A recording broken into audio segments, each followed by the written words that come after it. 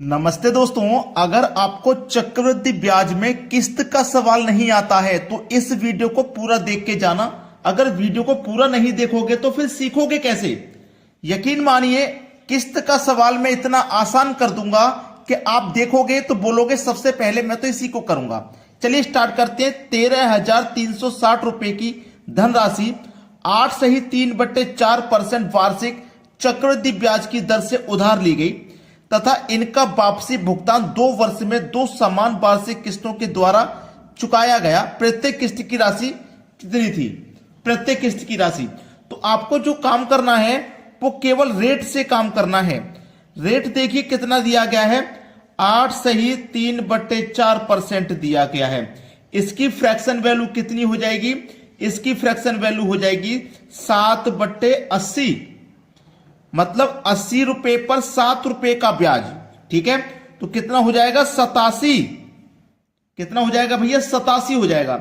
तो आपको क्या काम करना है, ये जो 87 आया है, ऑप्शन में जो संख्या 87 से कट जाएगी या फिर 87 के स्क्वायर से कट जाएगी या फिर 87 के फैक्टर से कट जाएगी, वही संख्या आंसर होगी। तो 87 का स्क्वायर आपको पता है कितना होता है?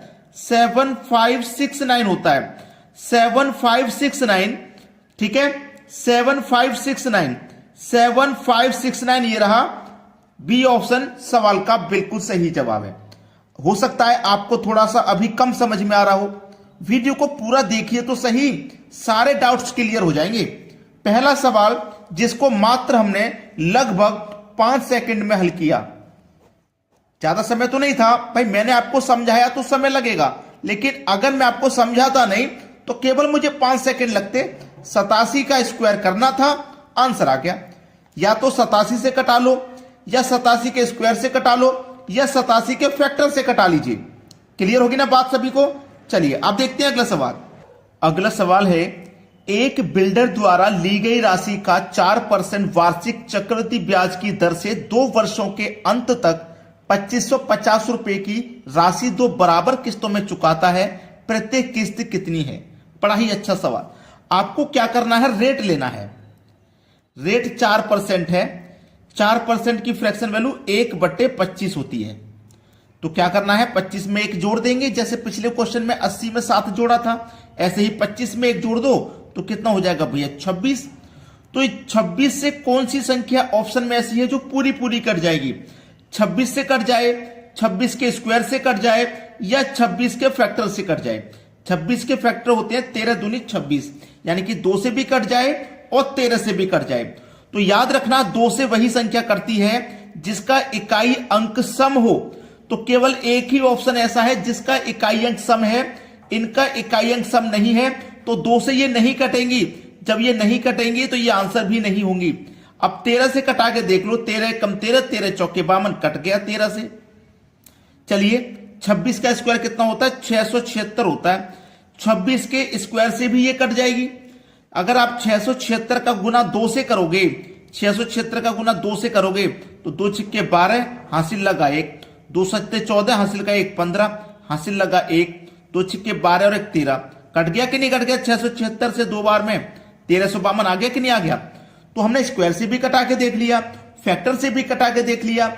हमने आपको किस्त का सवाल बहुत ही आसान करके दिया है। अब आपको कोई परेशानी नहीं होगी चक्रवृद्धि ब्याज का किस्त का सवाल हल करने में। अब देखते हैं अगला सवाल।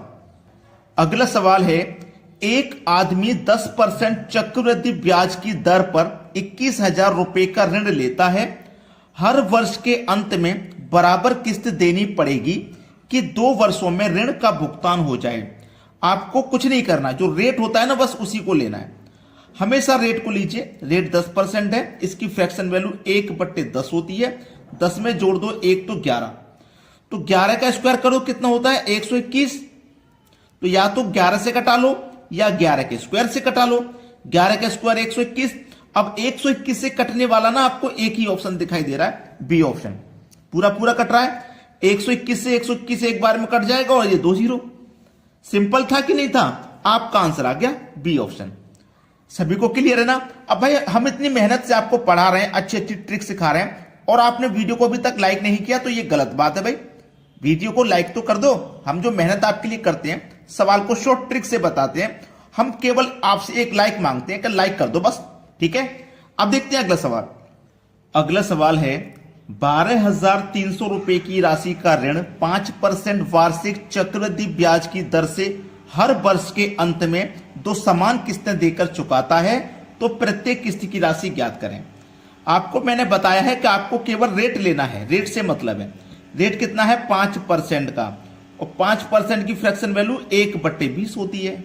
अब कुछ बच्चे हो सकता है ऐसे भी हो जिनको नहीं पता कि ये फ्रैक्शन वैल्यू हम कैसे चेंज कर रहे हैं। जैसे 5% है ना, तो 5% का मतलब होता है 5 और इस परसेंट का मतलब होता है बटे में 100। 5 से कम 5, 5 से 100 कटेगा 20 बार में 1/20। इस तरीके से आता है निकल के। जो नए बच्चे हैं जो नहीं जानते होंगे उनको बता रहा हूं। 1/20 आया, 20 में 1 जोड़ दो तो 21। तो आप देख लो 21 से कौन सा ऑप्शन कट जाएगा। 21 से कटा लो, 21 के स्क्वायर से कटा लो, 21 का स्क्वायर 441 होता है, या 21 के फैक्टर से कटा लो। 21 का फैक्टर 7 × 3। जो संख्या 7 से और 3 से कट जाएगी वो 21 से भी कट जाएगी। क्लियर है ना आपको? किसी को कोई समस्या नहीं? तो चलिए कौन सा ऑप्शन है ऐसा जो कटा रहा है। चलिए 3 से कटा के देख लो पहले। 3 से वो सभी संख्याएं कट जाती हैं जिनका योग 3 से कट रहा हो। 6 6 12, 13 5 18। ये 3 से कट रहा है, 7 से कटेगा क्या? 13 5, 7 से 7 63, 3 बचेगा 35, 7 5 35। ये नहीं कट रहा। 3 से इसको कटाओ, 6 6 12, 12 और 5 17 और 1 18। ये 3 से कट गया। 7 से कटा के देखो, 7 9 63, 3 बचेगा 31, 7 चौक 28, 3 बचेगा 35, 7 5 35। ये कट गया। 7 से दोस्तों ये कट गया, और ये 3 से भी कट रहा है। 3 दूनी 6, 3 दूनी 6, 3 पंजे 15, इस तरीके से, ठीक है। तो ये 7 से भी कट गया, 3 से भी कट गया। इसका मतलब ये 21 से भी कट जाएगा। कोई डाउट? किसी को कोई समस्या नहीं? आपका बी ऑप्शन आ गया सही जवाब। अब मेरी एक बात समझना, ये मैं आपको क्या सिखा रहा हूं, राशि ज्ञात करनी है किस्त की। इसमें ना 2 टाइप के सवाल होते हैं, या तो किस्त की राशि बताइए या फिर कितना धन उधार लिया है उसे बताइए। तो किस्त की राशि बताना तो आप सीख चुके, अब धन हमें कितना उधार लिया है वो सिखाऊंगा आपको, ठीक है। थोड़ा सा चेंज आएगा उसमें, वो भी सीख लीजिए। 2 ही टाइप के सवाल बनते हैं, किस्त की राशि पता करना और कितना धन उधार लिया है वो पता करना। तो किस्त की राशि पता करना तो आप सीख गए, रेट से निकाल लोगे। कितना धन उधार लिया है वो और सीख के जाइए, फिर आपका कोई डाउट नहीं बचेगा इस सवाल में। अब देखते हैं आगे। अगला प्रश्न है, कुछ धन उधार लेकर 121 रुपए वार्षिक 2 किस्तों में चुकाया गया। यदि चक्रवृद्धि ब्याज की दर 10% हो तो कितना धन उधार लिया गया। अब उधार बताना है कितना धन लिया था, तो आपको वही करना है, जो रेट है पहले वही लीजिए। रेट कितना आपके पास 10% का रेट है, 10% लिया। इसकी फ्रैक्शन वैल्यू क्या होती है 10% की? 1/10, ठीक है। 10 में 1 जोड़ दो 11। समझना प्रश्न को, अभी अब आंसर नहीं आया। 10 में 1 जोड़ दिया 11। तो देखो नीचे वाली वैल्यू क्या है आपकी 10। 10 में 1 जोड़ दिया, कितना हो गया भैया 11, ठीक है। समझना, पहले तो इन दोनों का मल्टीप्लाई कर दो तो 11 धाम में 110 हो जाएगा ये, और इस 10 का स्क्वायर कर दो तो 100 हो जाएगा। अब इन दोनों को प्लस कर दो, 110 और 100 को मैं जोड़ूंगा ना तो ये हो जाएगा 210। तो आंसर या तो 210 होगा या 2 से 10 से कटने वाली कोई संख्या होगी। समझना बात को, आपको नीचे वाली संख्या 10 लिखनी है, 10 में 1 जोड़ दो 11 लिखना है। दोनों का मल्टीप्लाई कर देना है और नीचे वाली संख्या का स्क्वायर कर देना है, फिर इन दोनों को जोड़ देना है। जो आंसर आया है या तो वही आंसर होगा या इससे कटने वाली कोई संख्या होगी, पूरी पूरी कटेगी इससे। क्लियर हो गई ना बात? चलिए अब देखते हैं आगे। अगला सवाल है, कुछ धन उधार लिया गया, इसे 2 वार्षिक किस्तों में चुकाया गया। यदि प्रत्येक किस्त का मान 882 रुपए हो तो चक्रवृद्धि ब्याज की दर 5% वार्षिक हो तो कितना धन उधार लिया गया। ठीक है, आपको रेट से मतलब है। रेट कितना है 5% का। 5% की फ्रैक्शन वैल्यू 1/20 होती है, तो ये 20 लिखना है आपको और 20 में 1 जोड़ के 21 लिखना है। यही तो बताया था मैंने। इन दोनों का मल्टीप्लाई करो, 21 दूनी 42 और 1 0 420 हो गया, और इस 20 का स्क्वायर करो तो 20 का स्क्वायर हो गया 400। अब इन दोनों को जोड़ देना है, 420 और 400 कितना हो जाएगा, ये हो जाएगा 820। तो जो आंसर होगा या तो यही आंसर होगा 820 या 820 से कटने वाली कोई संख्या होगी। तो 820 से कौन सी संख्या पूरी पूरी कटेगी, 820 का अगर आप 2 गुना करेंगे तो कितना हो जाएगा? 2 का 0 में करो 0, 2 चौकू 8, 2 दूने का 4 और 2 अट्ठे 16, 1640 हो गया 2 गुना। तो 1640 ये रहा बी ऑप्शन में। बी ऑप्शन हो गया सही जवाब। तो मैंने क्या बताया, या तो यही आंसर होगा या इससे कटने वाली कोई संख्या होगी। तो 2 बार में भाई ये कट जाएगी, ये आपका आंसर हो जाएगा। क्लियर हो गया ना? सीख चुके आप। कितना धन उधार लिया गया है उसे भी बताना सीख गए, किस्त की राशि बतानी है उसे भी सीख गए। अब आपको मैं एक क्वेश्चन होमवर्क के लिए दे रहा हूं, उसको देख के जाइए। अगला सवाल है, यह सवाल आपके लिए होमवर्क है, इसका जवाब आपको कमेंट बॉक्स में देना है। ठीक है? अब इसमें क्या बताना है? किस्त की राशि बतानी है, किस्त का मान। तो तरीका तो मैं आपको सिखा ही चुका हूं।